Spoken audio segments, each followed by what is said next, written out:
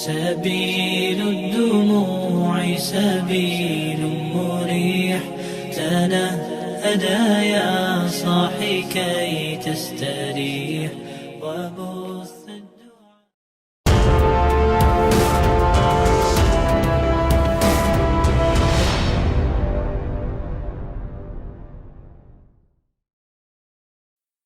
Asal mula Masjid Al-Aqsa.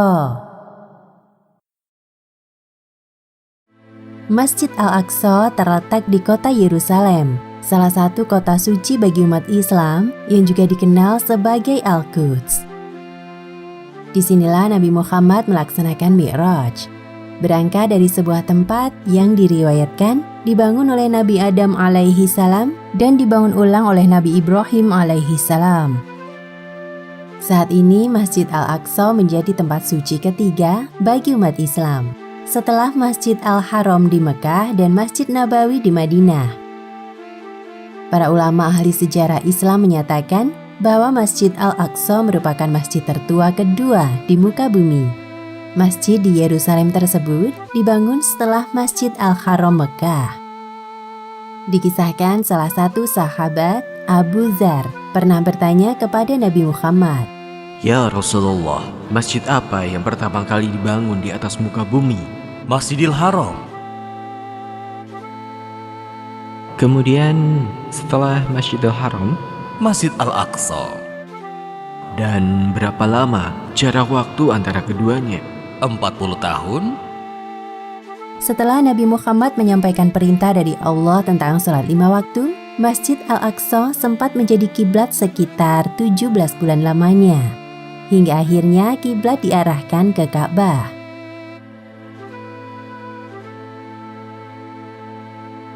Masjid Al-Aqsa memiliki makna masjid terjauh. Hal ini diukur dari Masjid Al-Haram di Mekah. Masjid Al-Haram merupakan masjid terdekat dan Masjid Al-Aqsa terletak paling jauh.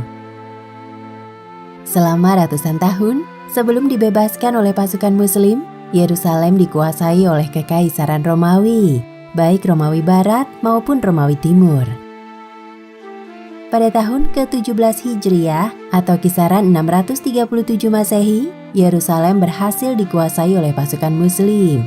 Amirul Mukminin Umar bin Khattab menerima langsung penyerahan kunci-kunci kota Al-Quds. Amirul Mukminin dan pasukan Muslim kemudian membersihkan Baitul Maqdis, tempat Nabi Muhammad melaksanakan Mi'raj. Sebelumnya, tempat tersebut oleh kaum Nasrani dijadikan sebagai pembuangan sampah untuk menyinggung orang-orang Yahudi, sebab Baitul Maqdis juga merupakan kiblat bagi Yahudi. Amirul Mukminin Umar bin Khattab mendirikan sebuah masjid di Baitul Maqdis. Masjid yang masih sederhana itu bernama Masjid Qadim, akan menjadi cikal bakal kompleks Masjid Al-Aqsa. Masjid Kubah Batu atau Masjid Kubah As-Sokhrah yang juga populer disebut Dome of Rock, dibangun pada masa Umayyah pada tahun 691 Masehi atau tahun ke-72 Hijriah. Disebut Kubah Batu karena di dalamnya terdapat batu atau Sokhrah, tempat Nabi Muhammad SAW melakukan Mi'raj. Masjid Al-Aqsa merupakan kompleks yang dikelilingi oleh tembok dari 4 arah mata angin. Di dalam kompleks Masjid Al-Aqsa, selain Masjid Qadim dan Masjid Kubah Batu, juga terdapat Masjid Buraq. Letak masjid ini bersebelahan dengan Masjid Qadim. Seperti namanya, posisi masjid ini dipercaya sebagai tempat Buraq ditambatkan pada peristiwa Isra Mi'raj. Masjid Al-Aqsa, tempat suci ketiga bagi umat Islam, saat ini berada dalam otoritas negara Palestina. Dalam masa ribuan tahun, Masjid Al-Aqsa telah menjadi saksi perkembangan 3 agama besar di Timur Tengah, sebagaimana yang tertulis dalam kitab suci Al-Quran. Berdasarkan surah Qaf, ayat 41 berbunyi, "Wastami' yauma yunadil munadi min makanin qarib." Artinya, dan dengarkanlah seruan pada hari penyeru, malaikat menyeru dari tempat yang dekat. Para mufassir mengartikan bahwa penyeru berarti malaikat Israfil, sedangkan Tempat yang dekat berarti Shakhrah di Baitul Maqdis, karena tempat itu yang paling dekat dengan langit, menurut tafsir Jalaluddin Al-Mahalli dan Jalaluddin As-Suyuti. Kedua, Bukit Bait Suci, Temple Mount, jadi situs suci bagi Islam, Yahudi, dan Nasrani. Kawasan Bukit Bait Suci atau Temple Mount yang di dalamnya terdapat kubah batu dan Masjid Al-Aqsa dibangun pada tahun pertama Masehi dan dipimpin oleh Herodes Agung sebagai bagian dari pembangunan kembali kuil kedua. Situs Temple Mount diyakini sebagai tempat suci bagi umat Islam dan Yahudi. Situs tersebut dianggap suci oleh orang Yahudi karena di dalamnya terdapat kuil Yahudi kuno. Pada saat yang sama, umat Islam juga merasa berhak atas tempat suci tersebut karena di dalamnya terdapat Masjid Al-Aqsa yang dikenal sebagai Al-Haram Al-Sharif. Bangunan ini terletak di bagian tertinggi, puncak Gunung Moria, yaitu tempat di mana orang Yahudi dan Kristen percaya bahwa Abraham mempersembahkan putranya, Ishak sebagai korban kepada Tuhan. Kejadian 22, 1-18 dan Al-Quran. Surah Al-Saffat ayat 102-110.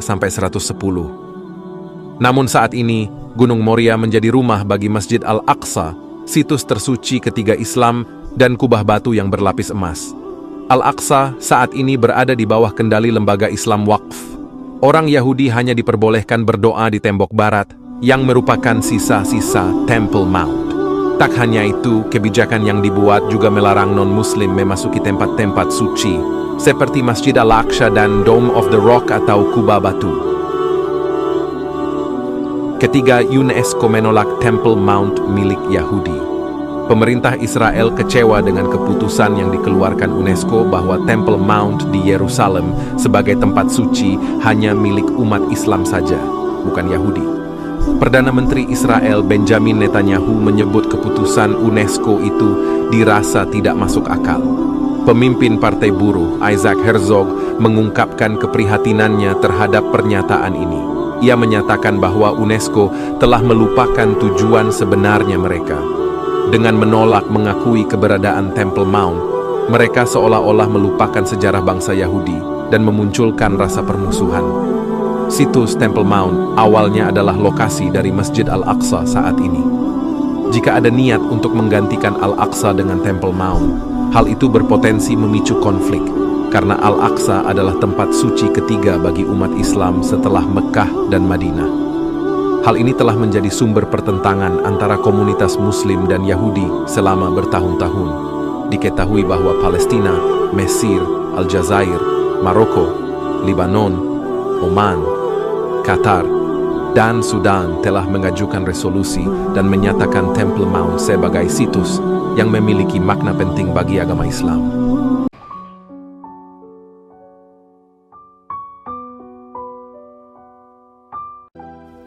Saat itu, setelah kemerdekaan Indonesia diproklamirkan pada tahun 1945, Indonesia masih harus berjuang untuk mendapatkan pengakuan dunia internasional sebagai negara berdaulat. Dan Palestina adalah negara pertama yang mengakui kemerdekaan Indonesia. Dukungan Palestina diwakili oleh Syekh Muhammad Amin Al-Husaini, seorang mufti besar Palestina. Tidak heran jika sampai sekarang, Indonesia terus konsisten memperjuangkan kemerdekaan Palestina. Bahkan, Presiden Soekarno dalam pidatonya pada tahun 1962 menyatakan dengan lantang, selama kemerdekaan bangsa Palestina belum diserahkan kepada orang-orang Palestina, maka selama itulah bangsa Indonesia berdiri menantang penjajahan Israel. Free, free Palestine! Free, free Palestine! Free, free Palestine! Free, free Palestine!